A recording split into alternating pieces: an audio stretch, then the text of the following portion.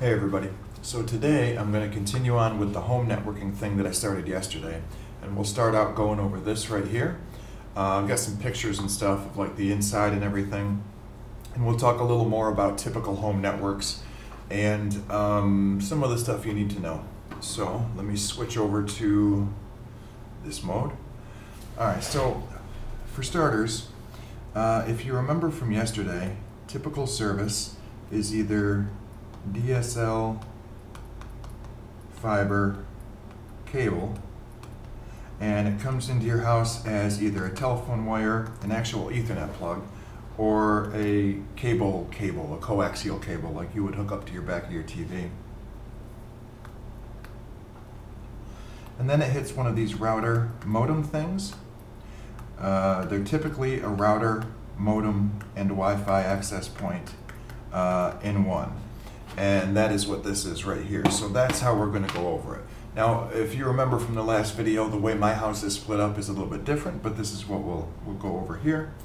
And then you have it hard-lined into, some particular devices, like you might have, a desktop connected via Ethernet cable.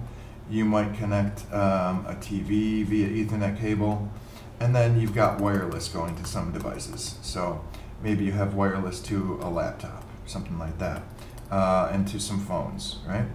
Now, you may also have this hardwired or wirelessly attached to some small repeaters, things like Wi-Fi repeaters, which will give you longer range on your Wi-Fi.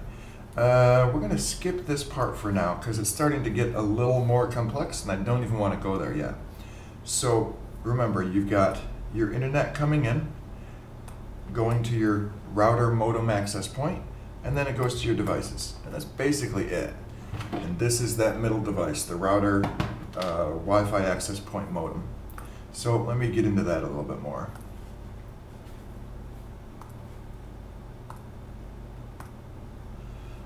So this is just a picture of the front of one of these, if the thing will open.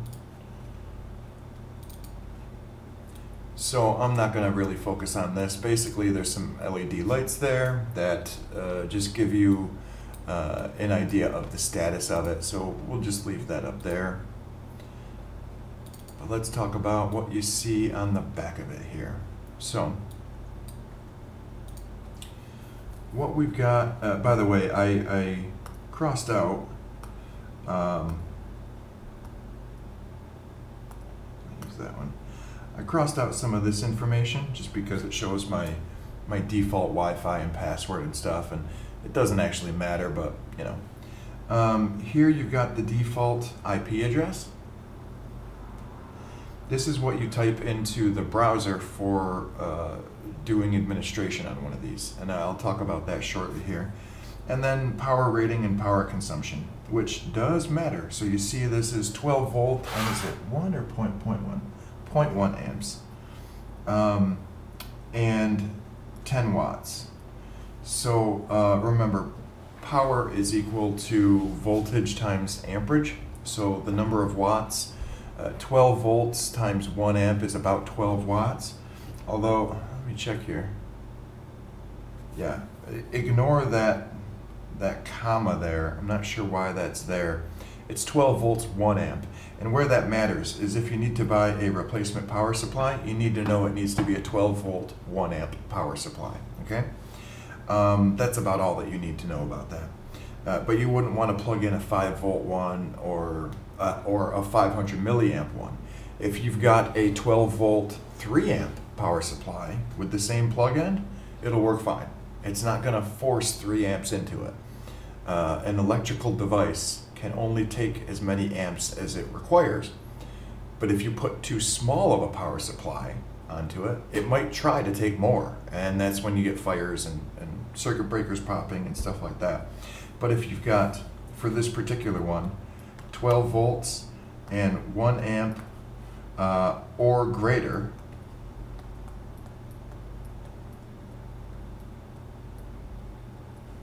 but it's got that plug diameter, then you'd be good with this particular Zyxel one, which this Zyxel Corporation and this particular DSL router modem Wi-Fi AP. This is one that's common here in Turkey. I have TTNet, I think, for my internet provider, and I get one of the DSLs. So let's get into these other ports here. This is the DSL port, and that's going to be a phone line in. And you normally have to put one of the filters on there, which I did not show, but there's a small filter that you'll see where you've got a phone line that comes in here and then it splits off. And this one would go to, your home line phone if you have that, and then that one goes to your router. The reason is these routers will inject some noise into the line, and if you don't have this filter, your phone calls won't work properly, and sometimes your internet won't either. So this comes with that, and if you're going to use the phone in your house, you should use it. If you're not going to use the phone in your house, for instance, I don't at all, I don't have that connected. I don't have a hardwired phone. I just use, my cell phone. So then you've got these 4 LAN ports. But what you'll notice here is this one says LAN and WAN. And now the reason for that is that this particular router can work for DSL or it can work for fiber. And it can also be used as a repeater and used in other ways as well. If it's fiber coming into your house, then you'll have an Ethernet connection, and in this case you would connect it to LAN port 4. Now that may be different on other routers. They might be numbered differently or whatever. If you plug it into any of the other ones, then your internet's not going to work properly. You're going to have issues. Some of these, I'm just calling them routers or modems. Some of these you can actually plug fiber into any of the ports, and then you can tell it in the software which one to use, or it may auto-detect. In this particular one though, if you've got fiber, you've got to use this port, which if you've got fiber, this one isn't really good enough anyways, but yeah, whatever. And then this will work with different types of DSL. So there's ADSL, VDSL, there's ADSL2, ADSL2+, and those are differences in the standard of DSL that's used. And that's going to determine basically throughput, speed, the uplink and downlink. Most DSL is, what do they call it again? It's not balanced anyways. It's heterogeneous. So the up speed and the down speed are different. So I've got 50 megabits per second down, and I've got 5 megabits per second up. Now that is not megabyte. There's a difference. So 1 byte is equal to 8 bits. And bits are zeros and ones. 8 of them make a byte. And so this is megabits per second, small b. Whereas when you're talking megabyte, you would denote that with a large B. So this would get 50 megabits per second download. I wish I could get something faster, but this building's kind of old. And then finally on the back here, you've got a reset button, which doesn't look like a physical button that's actually on there. It's recessed in there, and you've seen these before. You've got to use like a pen, or if you can get it to fit, or like a bobby pin, or one of those little cell phone SIM card tools, and you've got to push it in there. And to reset one of these, you would have it plugged in, and then you press and hold that reset button for somewhere between 5 seconds and like 20 seconds. Press and hold it for 10 seconds, and usually all of the lights will flash on and off and it'll reset. But you don't want to do that often, because then you have to go through all of the settings. Couple other things on the back here. These are the antenna, and the placement does matter. So like if the antenna are like this, you're not going to get very good coverage outside of the room that you're in. They do need to be pointing upwards, and you can play around with them a little bit. If you've got this thing, set down on its face, then these should be vertical. If you got this thing standing up, they should still be vertical. And these do not give out their Wi-Fi in a circular pattern off of there. So these work best if they're on a table that's about mid-height in your room. If you have this, like, I don't know, mounted to a ceiling or on a shelf that's up high, your Wi-Fi is probably not going to be as good as it could be. If it's on the floor, it's also not going to be as good as it could be. In these buildings here in Turkey, the walls are made out of brick and concrete, and there's a good deal of reflection, but where you run into problems is when you get in things like, for instance, I've got my living room here, and then there's a hallway here, and then some bedrooms off of here, and the bathroom here, and my Wi-Fi router's right there. So my Wi-Fi basically has to come out of this door, go down in here, and like that. And so it's sort of, reflecting a bunch of spots to get there. And by the time it gets out here, I don't have very good coverage in those back bedrooms. So you can do a couple of things. I could move my Wi-Fi router out here. That would help. It would make it a few less jumps to get to these different spots. But that's prohibitive because of the lengths of cable that you need. And I don't want cables in the doorway or anything. I could add a repeater somewhere, a wireless repeater. And Wi-Fi repeaters themselves come in two kinds. Some of them are wired. Some of them will take in Wi-Fi and then give out Wi-Fi.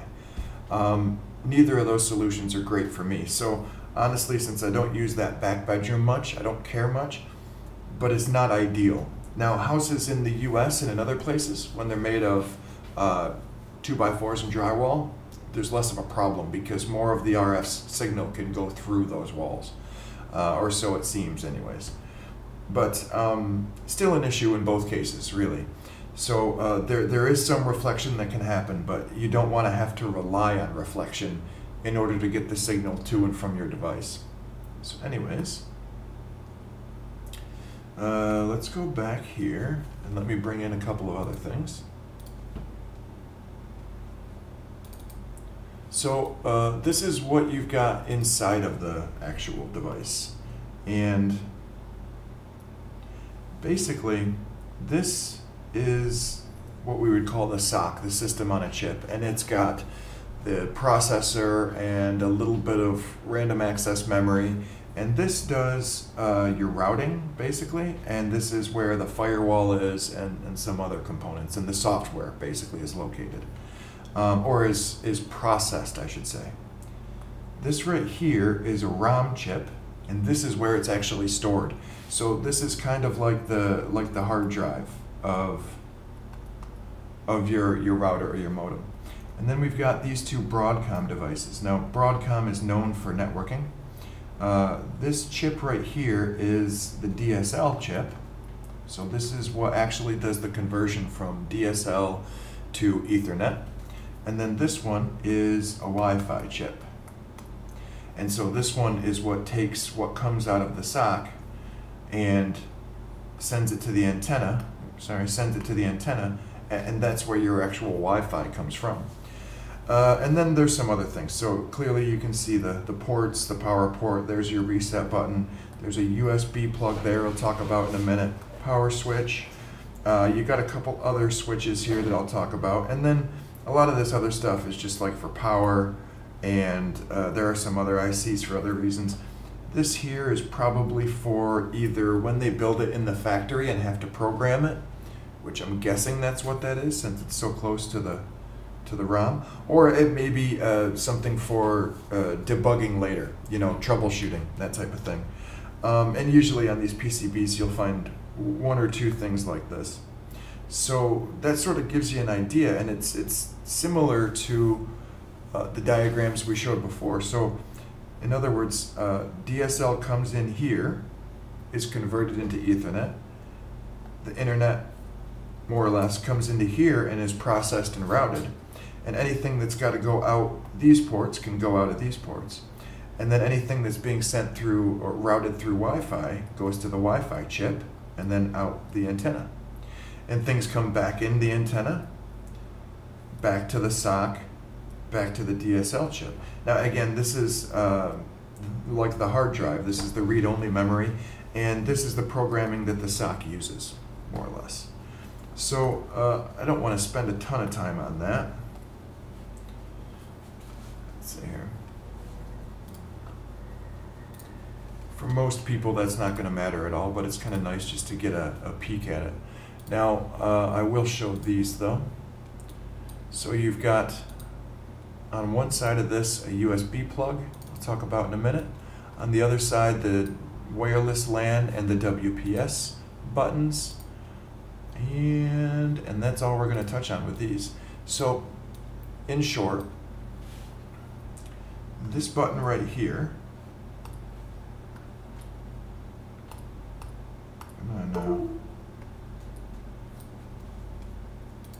yeah, this button right here will turn on and off your Wi-Fi.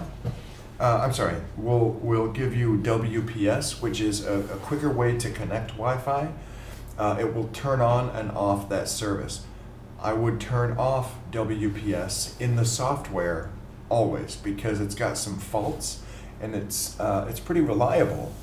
Basically, you push the button on this and you push the button in your device, or you enter a code in your device, and it will connect to you without needing to know your Wi-Fi password. But it's a security loophole, and I would just turn it off. This right here is a physical way to turn off your wireless LAN. You can do it in settings as well. And then of course power button. And then there's this USB plug. So the USB plug can serve a couple of purposes. It may be used at the factory, and it may be used for debugging or fixing or even updating your device in some cases. But it also acts as a file share in most of these devices. And so you're able to do something like plug in a USB flash drive or a USB hard drive into that, and then, actually, yeah, I've got one of those here. You can plug in like one of these external USB drives into it, and then use it or a smaller one, and then use it as a file share. And I'll show that in software shortly.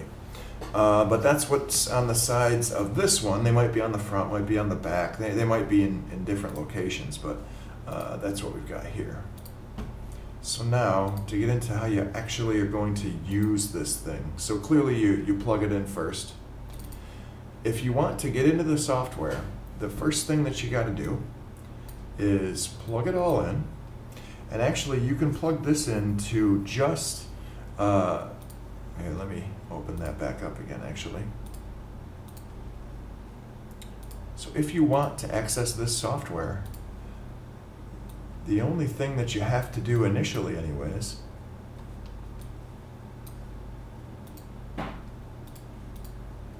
just setting this up.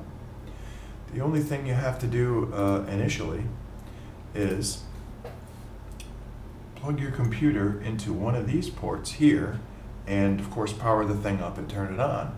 And once you've got your computer plugged into it through Ethernet, and to make sure that your computer is turned off, you don't even necessarily need to be connected to the internet yet, and you can still access this device. What you would do is open up a browser and type in this 192.168.1.1, which, if you remember correctly, that's the number that was listed right around here. Yeah, I think that says IP address. And once you're there, you'll put in your username and your password. Now, if you're not sure what your username and password is, what I would do is, on a device that has the internet, type in the product model and the product and the model number, sorry, manufacturer and model number, and default login.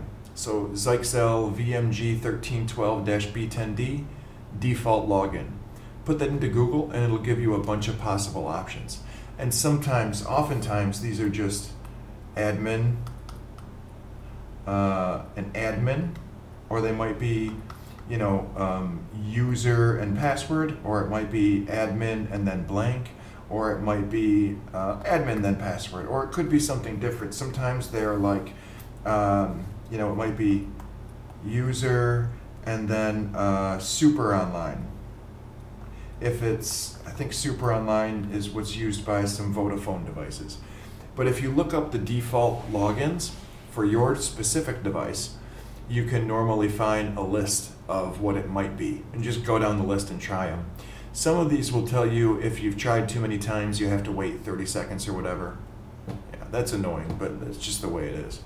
But to get there, you'll enter the IP address of your router.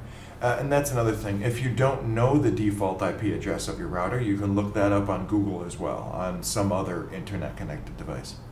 So enter the IP address of the router, hit enter, and once you get into the router software, log in, and then we'll go to some of the other stuff that's in there, and that gets you into the software basically.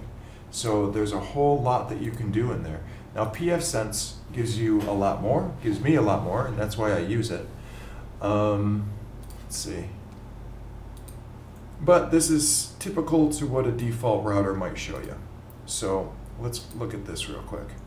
So like you can see uptime, you can see the firmware and the model number. Now firmware matters. Firmware is software that's on a hardware device. So it's sort of like the programming of that hardware piece. In this case, you can see I have VDSL, and it gives the specs for the speeds that I can get. So it's actually showing 51 and 4 megabits per second. In this case, it shows Wi-Fi settings, and you can see that in my case, my Wi-Fi is turned off because I use a different device. I have no parental control stuff on. It gives some of the local area network information, so the IP address of the router, the subnet mask, which we're not going to get into, and the IP address range. This is for, now I only actually use one address on this personally, so your range is probably larger. It might be up to, 192.168.1.2, and that might go to 0.1.100 or 0.1.255, something like that. It's probably larger, but I'm only actually using one address here. And then lease time, and this is how long the router gives the device access. And after that time is expired, the device has to ask for access again, and it gets a new IP address, a new number from the router. And usually it's the same number, but not always. I set this to 365 days because I'm only going to have the one device on there. For yours, it's probably more like a day or two by default, maybe a week, something like that. So this is the, just the typical sort of home page that you'd get to after you log in. Let's take a look at another one here. One of the next ones that you might like to know about is the wireless setup page. So here you see the band, which in this case I actually don't have options. This is only 2.4 gigahertz. This is just on or off. Channel being auto, you might want to select a channel. If it's 2.4 gigahertz, your channel options that you would want to use would be 1, 6, or 11, but it will actually give you a choice of 1 to either 13 or 14. I think 13. 1, 6, and 11 though have the broadest range because like when you choose channel 6, you're actually getting like 5, 6, 7, and you're covering a range. And then bandwidth at 20 megahertz, usually you can do 20 or 40, and you can get a different amount of bandwidth. And there are some pluses and minuses to that. I would probably suggest you leave these two things at default. Probably don't mess with them too much unless you know. And then I'm not getting into sideband stuff. This is where you would change the Wi-Fi network name. And then this says the maximum number of clients, the maximum number of people who can be connected. Now they don't all show that, but some do. You can actually hide your Wi-Fi network name, which Wi-Fi network name is also called the SSID. And then there are some other things here, and like you can see max upstream and downstream bandwidth, so you can limit the maximum Wi-Fi. Now there's a bunch more. So like for instance in this one you can have a guest Wi-Fi network where this network here would be the one that your family uses, for instance, but if a neighbor kid comes over, you can let them onto the guest one, and this gives some setting for that. Here's where you would find that WPS setting, and I didn't show this one, but I would just turn this off in software. Yes, it can be convenient, but the loss of security in having it on makes the convenience not worth it. In this one, channel status, I believe, will actually show you how to check if your channels are have a lot of interference or not. Now, like here in Istanbul, there's a zillion apartments all over the place, so there's tons of interference, especially on 2.4 gigahertz. Now, if this were 5 gigahertz, there's less interference for 5, and there's more channels available for 5 gigahertz. On this device, it can only do 2.4, which is the older standard. On the device I'm using, for a Wi-Fi access point, I can do 2.4 gigahertz and 5 gigahertz, and actually at the same time. They're two separate wireless networks, but they're connected in the LAN. And so for my faster devices, like my tablet, I can connect to 5 gigahertz and it's nice and quick. For slower, older devices, or things like this cheap laptop, I still connect to 2.4, and that's fine too. One thing to note, 2.4 has better range, but less speed. And this is really a matter of physics. Whereas 5 gigahertz has less range, and it doesn't bounce around on different objects as well, but it has better speed when you are connected. So for instance, if I go into those back bedrooms, my 5 gigahertz connection is terrible if it even works, but I'll still get 2.4. So that's something to keep in mind as well. It's not that this is just old and bad. It still has a lot of good use, but it's crowded because 2.4 gigahertz has been the standard up until the last couple of years. And now 5 gigahertz is opened up, and now they're opening up 60 gigahertz as well, which is wireless AX. I think they're calling it like Wi-Fi 6 or something.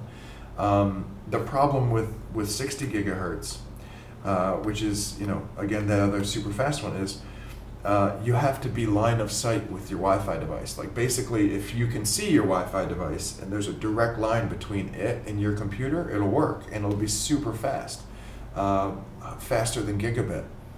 But even someone walking in front of you might be enough to stop it from working. Whereas with 2.4 and with 5, that'll never happen. Not from a person walking in front of you anyways. So yeah, so this is some of the wireless tab stuff that is typical anyways. I'm going to clear this. Let's look at one or two of the other things you may be interested in. I'll show backup and restore and upgrade quickly. Oh, interesting. Yeah, there we are. So firmware upgrade is basically a place that you can go if you know that there's a newer version of software for your router, for your modem. You can get it and you can upload it. I'm not going to show you much about that. Basically, I would, in order to do this, and I have done this on mine, but I find usually on the manufacturer website or on your ISP's website, something like that, you find a newer firmware version, and then you would just save it to your computer. It's normally like a bin file or a ROM file, something like that. Save it to, say, your desktop. Choose the file and then do upload. But don't do this unless you know exactly what you're doing and unless you have a good reason to. Upgrading the firmware gives you more secure firmware typically, and it fixes bugs and things like that. But if you don't already have a problem that you know about, and if security is not a major issue, just don't do it. I changed it in mine so that I could get some additional features that I just didn't have with the old firmware. The other one here that we can look at is backup. Of course.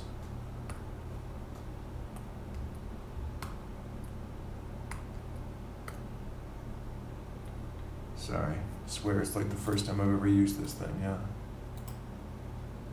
Fuck. Alright. So you may want to use this to back up your configuration or to restore your configuration. And if you're going to do a firmware upgrade, back up first, because sometimes when you upgrade your firmware, you lose that configuration. And then you can also, of course, reset it to factory defaults, which if you're throwing one of these things out, or if you're giving it to a neighbor or a cousin or whatever, you'll want to go in here and reset your settings. Otherwise, they can go in there and possibly see what you had for your passwords and stuff. And they can learn a bit about at least your previous system, which is usually similar to your new system because people keep the same settings. So you might want to know where this reset function is. Other than that, yeah, backing up is a smart thing to do on occasion, but it probably most people, when these things go bad, they just throw them out. People don't normally update the firmware, and if you can do the reset with this little button, this little hardware button, so you don't actually really even need that either. So I'm not going to dig deep into any of that stuff. But there is one more thing that I'd like to show you that's kind of handy that most of these have today and most folks don't know about. There are some firewall settings. I'll do firewall really quickly. So this makes it really kind of an idiot-proof system here. So you can just choose if you want low, medium, or high, and if you want it for IPv4 or IPv6. You can actually see here on my device, I've turned them both off because my pfSense router does the firewall. And in that case, I can choose specific, I can write rules for specific devices.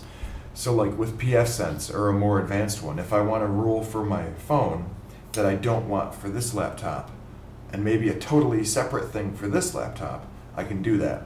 Whereas in most of these commodity routers, what you get is something simple like this.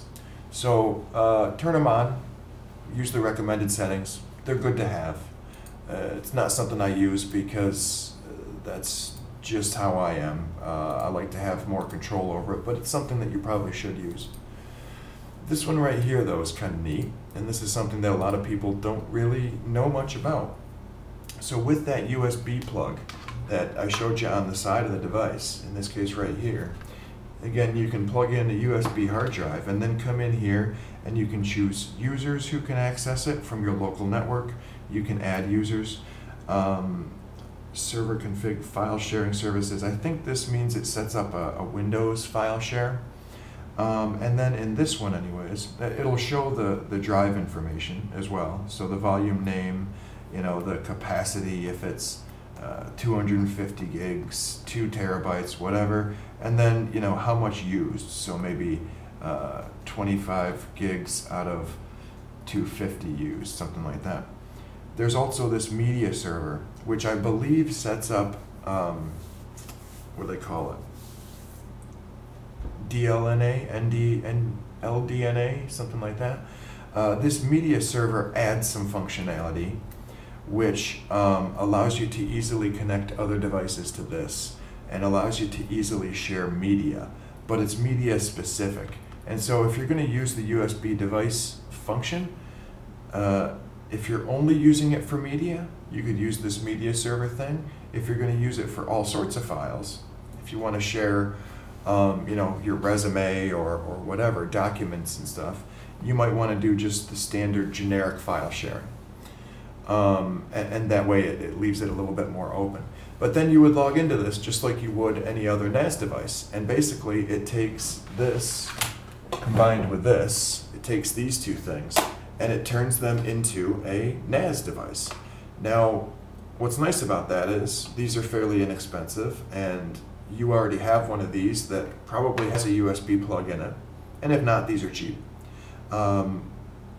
However, the downside is it doesn't give you very good control over your media and your files. Any vulnerability that there is, which exists on here, now exists for your files directly. And they tend to run pretty slowly as well. So there are some downsides, but for basic document sharing, yeah, it's a cool way of doing it. It's neat. It's 2 devices that you probably already have.